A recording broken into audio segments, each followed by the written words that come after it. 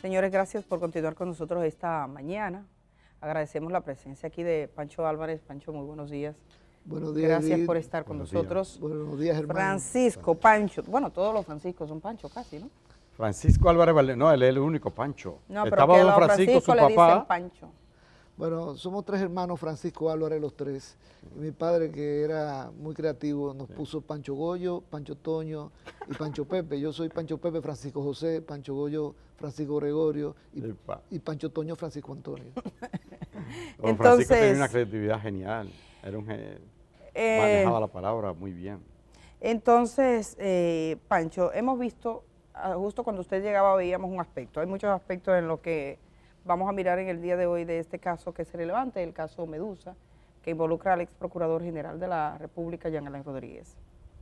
Y vamos a comenzar por el principio, que fue esa lectura de la acusación, que finalmente después de la medianoche comenzó. Todo el proceso ha sido ir como limpiando el camino para hacer que ese momento llegara, y parecía que no iba a llegar. Hubo muchos incidentes y mucha vuelta maroma hasta que finalmente se pudo comenzar la lectura. Nos gustaría una valoración suya de ese proceso y de ese momento, y por supuesto después entramos en el tema específico del abogado, que hay una audiencia fijada. Le brindamos un cafecito para comenzar esa conversación, animados por un café. Gracias, Kenia, por ese cafecito en la mañana. Nosotros ya nos fuimos adelante, Pancho. Así que nos gustaría que usted nos cuente, además de lo que ha sido en líneas generales, este proceso que se ha dilatado cantidades y que parece ser que va para largo.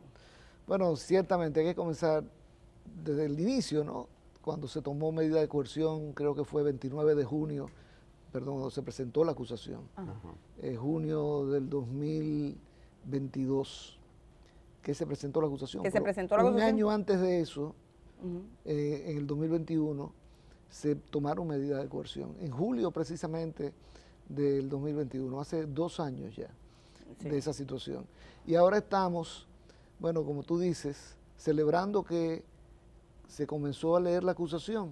Yo quiero detenerme un momentico ahí, porque yo creo que ese es un tema que hay que poner sobre la atención de todo el mundo. Antes de la celebración. ¿Cómo es posible que en una audiencia preliminar, que en esa etapa en que estamos, en la audiencia preliminar, que tiene por única finalidad, pues revisar las pruebas para garantizar que todas se obtuvieron legalmente, número 1, y número 2, enviar a juicio no de fondo a los imputados, y se envía a juicio de fondo no porque se le considera culpable, sino porque hay elementos que pueden justificar la probabilidad de una condena?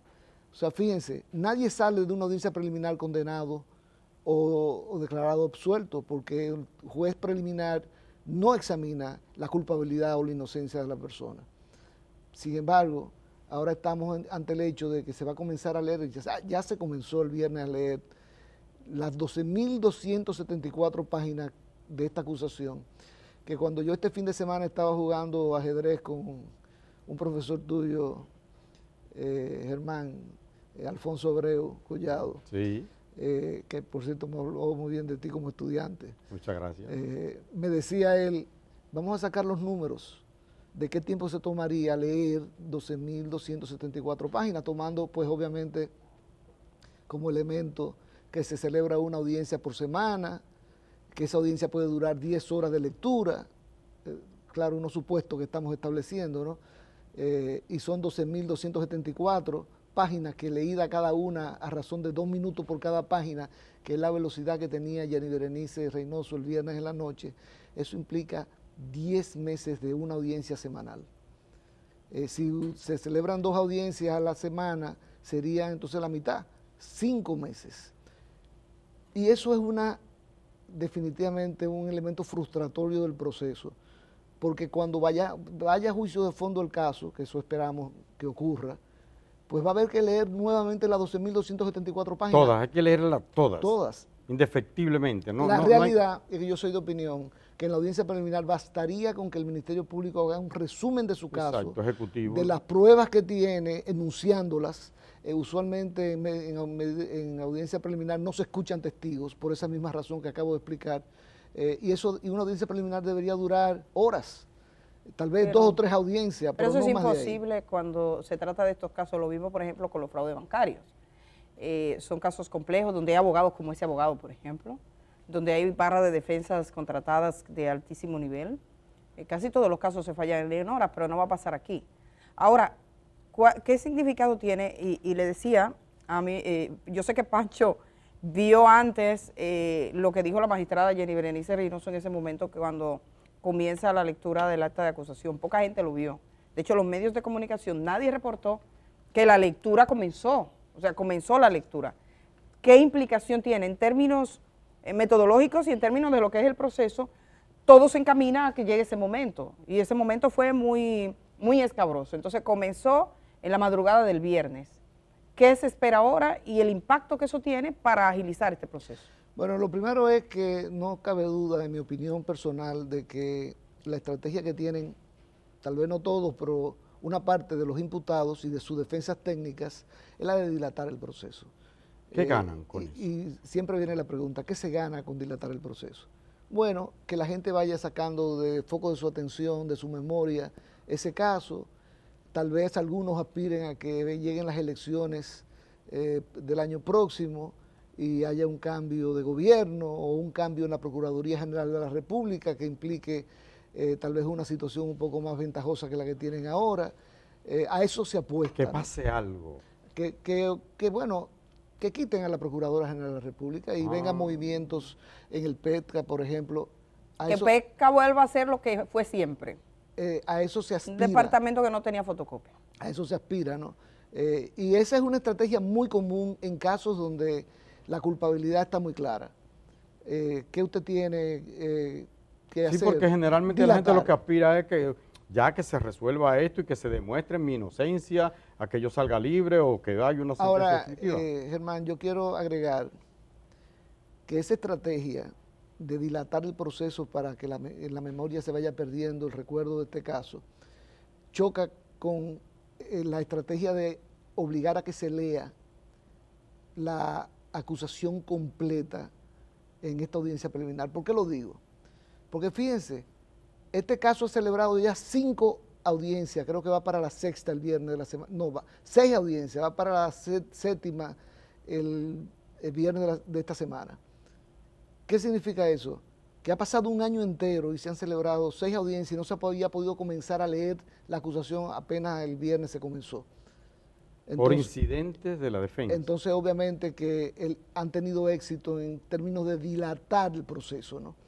Ahora, donde no han tenido éxito y no van a tener éxito con la lectura de esta acusación, es que de nuevo Medusa es el foco de atención, porque dice la prensa, pero la prensa comienza a despertar. A veces no reacciona con la rapidez que reaccionan ustedes, pero obviamente que lo que va a salir de ahí cada viernes o en cada audiencia de la medida de coerción, cuando se vaya leyendo la acusación, son cosas que van a asombrar al país, son elementos noticiosos definitivamente que van a estar en primera plana de los medios. Mucha pus. Pero ustedes conocen las 12.274 páginas. Basta con escuchar lo que leyó Jenny Berenice para uno decir, Dios mío. Vamos a ir un poquito, nada más, para recordarle a la gente. Y yo digo lo de la prensa es que hay una circunstancia que explica eso. La lectura era viernes en la noche, a las 12:30 de la noche. Y hay que entender que veníamos de tener, ¿cuántas audiencias en 10 meses? Cientos de audiencias, entonces ya uno le pierde el foco a eso, deja de prestarle la atención, porque siempre lo que se está es debatiendo y no se llega a nada. Pero la verdad es que se vivió un momento único porque ya comienza la lectura. Comenzaba de este modo, eso que casi nadie vio, pero además conspiró contra su reconocimiento y que la gente supiera el hecho de que este video, esta parte, no quedó en la grabación de las páginas que estaban transmitiendo en vivo. Y eso ha dificultado un poco el acceso. Veamos este momento otra vez, un poquitito para seguir con ello. Con el objetivo de materializar con éxito su criterio de depredar el erario, el acusado Jean Alain Rodríguez Sánchez despliega un conjunto de acciones criminales que puso en movimiento en el transcurso de su paso por la administración pública, lo que pone de relieve una conducta delictiva de una persona que no es un criminal circunstancial, sino uno organizado y con una muy clara visión de lo que quería del Estado Dominicano. El acusado Jean Alain Rodríguez Sánchez tuvo la gran oportunidad a la que cualquier criminal de cuello blanco quisiera ceder.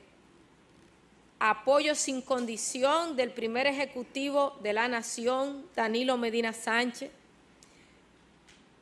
Poder, informaciones privilegiadas, mecanismos de investigación sofisticados y un gran presupuesto.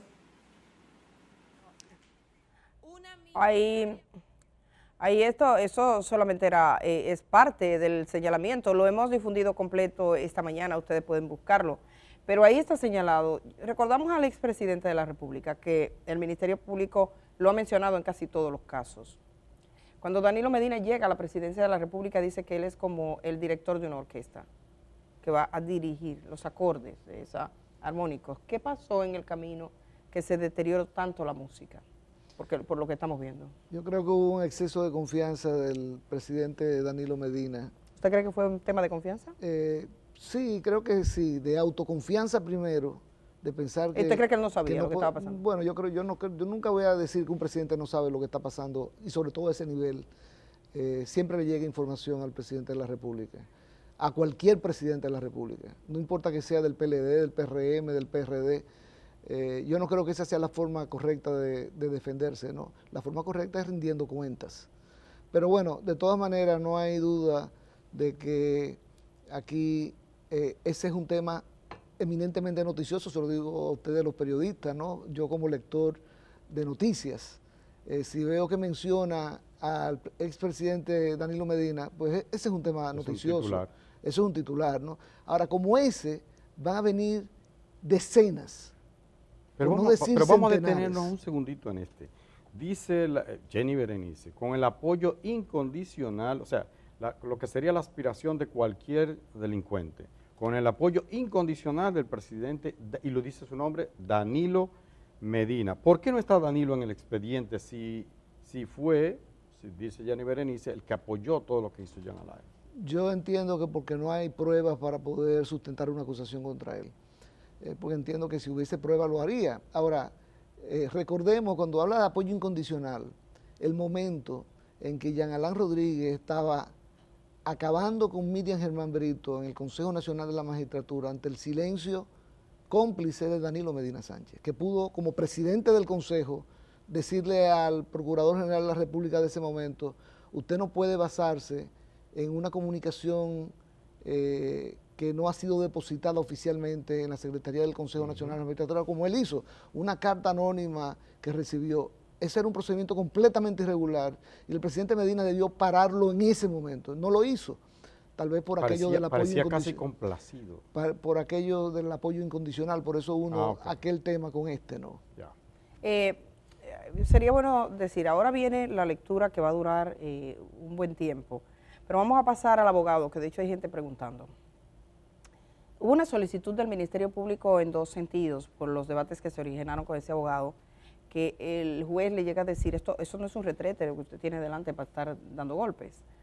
Y fue fijar una audiencia para conocer una solicitud del Ministerio Público para que le imponga unas medidas a este abogado por la actitud que tuvo, que el Ministerio Público dice no es consona con el comportamiento que debía tener y que el juez le llamó varias veces la atención también. Esa audiencia será pasado mañana. Es una audiencia aparte de la otra audiencia de lectura, que es el viernes. Es una audiencia para las partes, dijo el juez. Van a venir las partes, eso es Ministerio Público y el abogado en cuestión.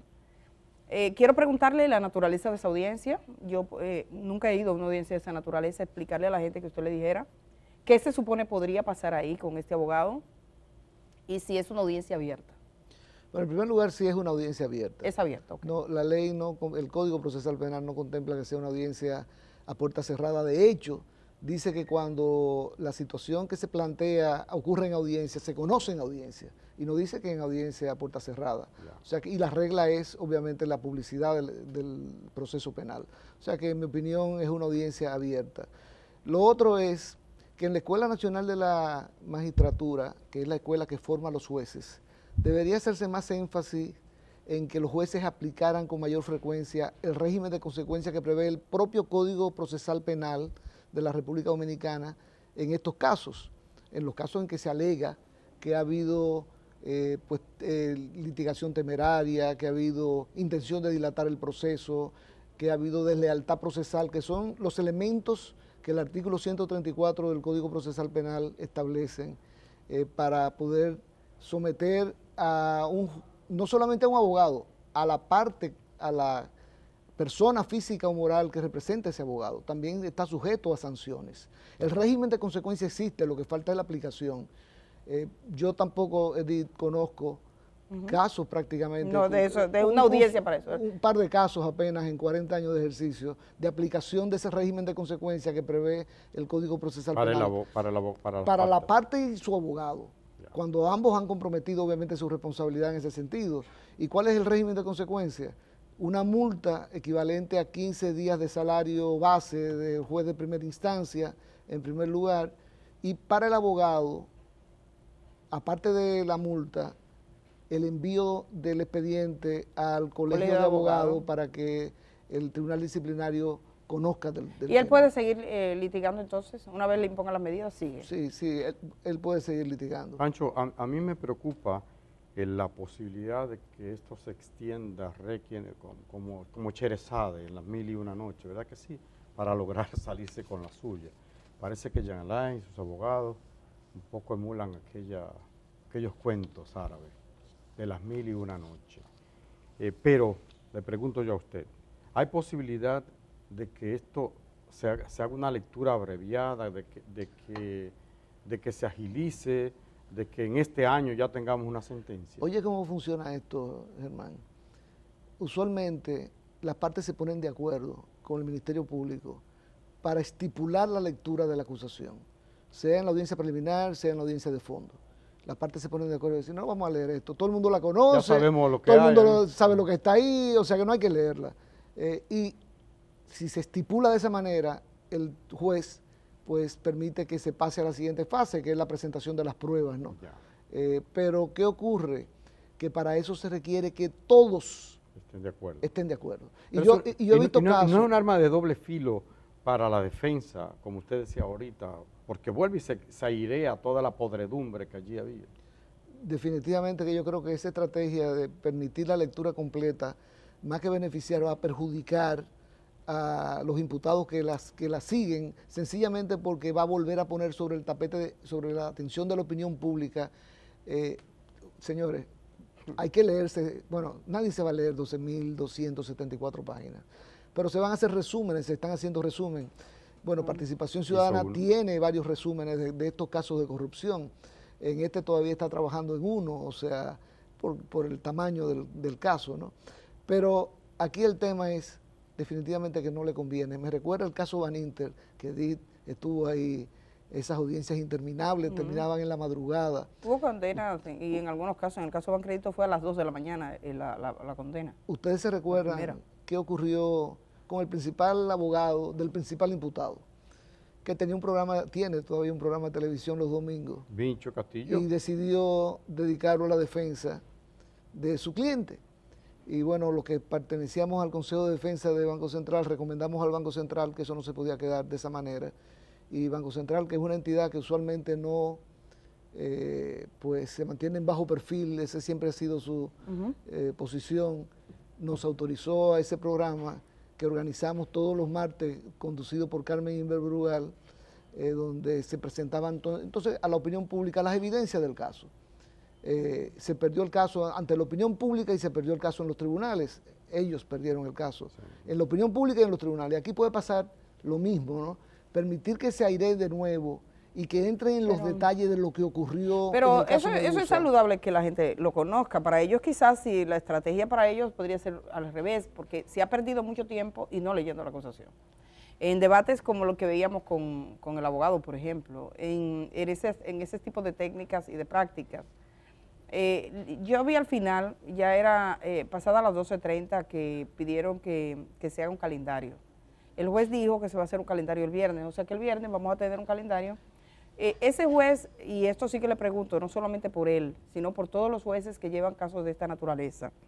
Nosotros estamos habituados, por ejemplo, a ver, yo recuerdo que seguí muy de cerca un caso que se siguió en Estados Unidos a un médico que violó a muchas chicas del equipo de gimnastas estadounidenses, olímpicas todas. Y eso se llevó día tras día ahí, taquiti, taquiti, taquiti, taquiti, taquiti. Aquí el juez tiene otras cargas, tiene otros procesos, tiene otras jornadas. El Poder Judicial, ¿qué puede hacer pensando en todos los jueces que tienen estos casos tan voluminosos? Mira, qué bueno que tú pones ese punto, porque hay una responsabilidad que no es del juez, es de la dirección de los jueces, o sea, de la Suprema Corte de Justicia, del presidente de la Suprema Corte y sobre todo del Consejo del Poder Judicial. Sobre todo el Consejo del Poder Judicial, que debería, cuando hay casos complejos y de esta magnitud, crear una situación especial para que esos jueces se dediquen a conocer esos casos y a decidirlos.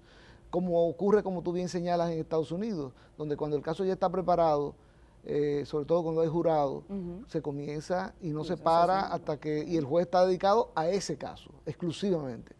Y aquí debería hacerse algo parecido. Eso le generaría... ¿Y se lo han solicitado ustedes? O sea, ¿quién puede solicitar eso? Eso lo puede solicitar el Ministerio Público, lo puede solicitar realmente una de las partes. Cualquiera de las partes, o sea, inclusive organizaciones de sociedad civil. Y ahí también quisiera detenerme un momentico, porque hay una entidad de sociedad civil que ha estado jugando un rol que a mí me preocupa, es la Fundación Alfredo Nobel. Así que dijo que se retiraba.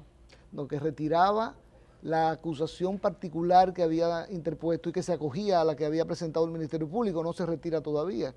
Pero hay que tener mucho cuidado con esto. Esa organización de sociedad civil intervino en el proceso y si no lleva una coordinación muy cercana con el Ministerio Público, pudiera ayudar eso a la defensa de los imputados a entorpecer el proceso, como ocurrió el viernes, que sencillamente se dijo, aquí no está Cano citado. Bueno, porque el Ministerio Público no ha presentado contra Cano una acusación, pero la presentó la organización de sociedad civil. Entonces, y por eso tuvo, para remediar la situación, que retirar su querella contra y acoger la acusación del Ministerio Público. Hay que ver, bueno, en este caso sería el menos malo de los casos, porque uno conoce organizaciones. Yo recuerdo aquella organización de la sociedad civil que en el caso que involucraba, un caso importante que tenía la Fiscalía del Distrito, un caso de corrupción, de repente dijo, no, nosotros hemos recibido un legajo de documentos, y como recibimos un legajo de documentos, pensamos que esas personas son inocentes. Y entonces entra ahí, hay de todo, pero en este caso digamos que es una cuestión más bien técnica, ¿no?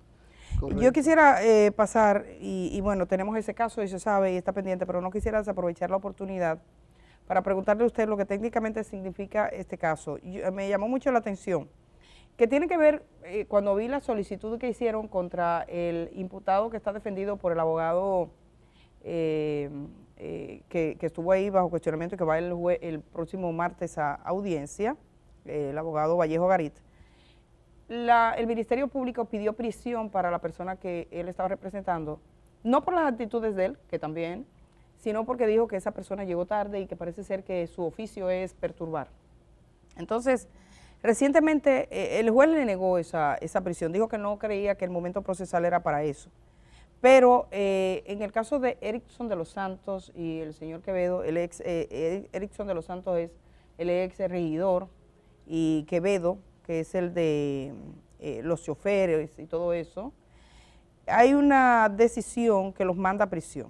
Este es un proceso que empezó hace ya años, se hizo un nuevo juicio, en el 2023 ordenaron un nuevo juicio, estaban acusados de participar en muertes de choferes. Entonces Arsenio Quevedo, que era un empresario, y Erickson de los Santos, ex regidor, se juntaba a política y esos negocios se dice que mataban gente. Y se ordenó un nuevo juicio, y hay 24 audiencias detrás. El Ministerio Público dijo, esto no puede ser. Y pidió prisión, y el juez dicta prisión para ellos. A mí me llamó la atención ese caso, porque no había visto algo similar, y tomando en cuenta los otros, y que el Ministerio Público hace una solicitud similar, me gustaría que usted nos explicara esto.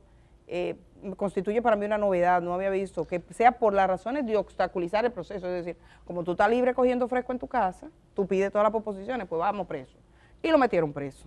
¿Qué me dices? Yo creo que es una interpretación correcta de la norma, que lo que busca la medida de coerción es garantizar que el proceso fluya. Se dice que esté presente el imputado, bueno, el imputado puede estar presente, pero obstaculizando el desarrollo del proceso, bueno, pues eso es equivalente a que no haya justicia, a que el juez no pueda seguir adelante con el proceso. Yo creo que manda un mensaje importante. Yo creo que el Ministerio Público, en el caso Medusa, el viernes, estaba consciente de eso. Cuando pidió que prisión preventiva para el cliente de Vallejo, sí, lo que buscaba no era que le acogieran la medida, era mandar un mensaje de que iba a estar haciendo este tipo de solicitud, que ahora se lo denegaron, pero en cualquier momento se la pueden ellos se van a recordar. Se lo pueden acoger y entonces es un llamado de alerta para los demás imputados. ¿Podría el Ministerio Público en algún momento, o favorece Francisco Álvarez Valdés, abogado de los tribunales de la República de larga data, a pesar de su juventud, podría el Ministerio, o debería el Ministerio Público pedir prisión nuevamente para, por ejemplo, para Jean Alain y otros?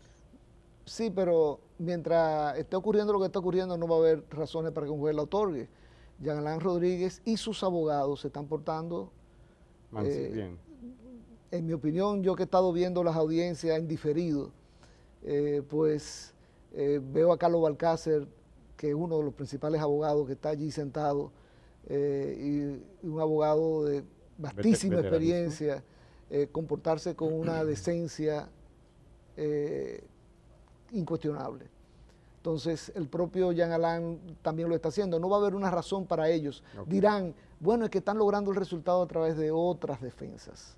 Y eso fue lo que Jenny Berenice dijo, que la defensa del cliente de Vallejo Garib le está pagando Jean Alain Rodríguez. Bueno, pero déjeme decirle, el Ministerio Público ya informó que más de 20 de los 63 imputados, bueno, más de 20 de las personas físicas, que son 41, llegaron a acuerdo. Están llegando a acuerdo con el Ministerio Público. Entonces la defensa de los imputados dicen, eso que lo están comprando.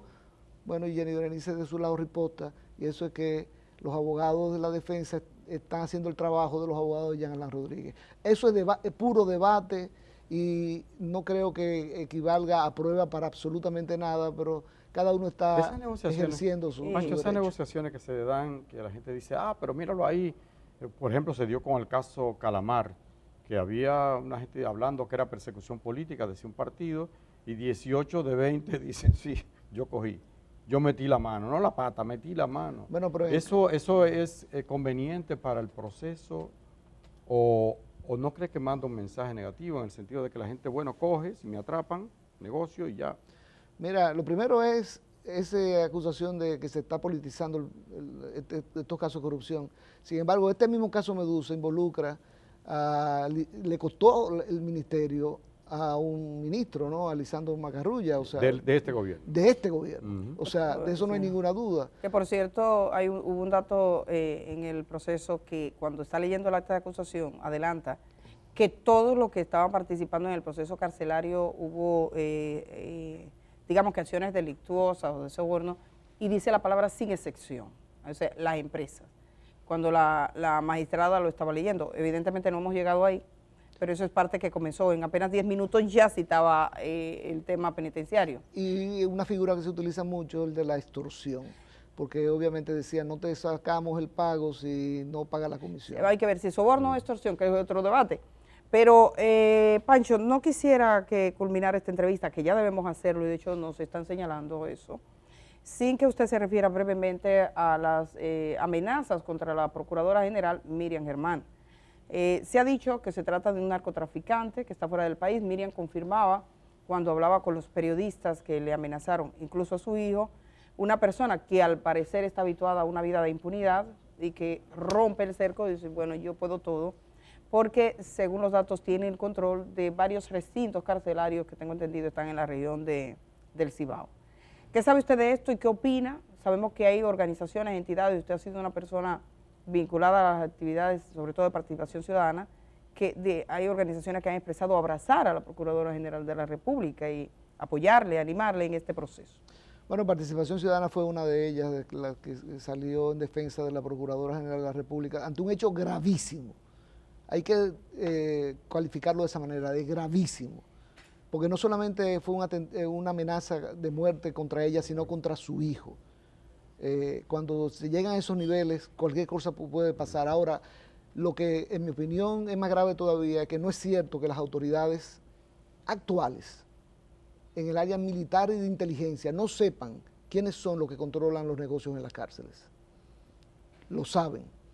Y sobre ellas recae la principal responsabilidad en este momento de proteger la vida de Miriam Germán y su familia. Sobre las autoridades militares y sobre todo de inteligencia del actual gobierno. Y acabar con el negocio. Bueno, obviamente, eso fue lo que comenzó Miriam Germán y por eso vinieron las amenazas, ¿no?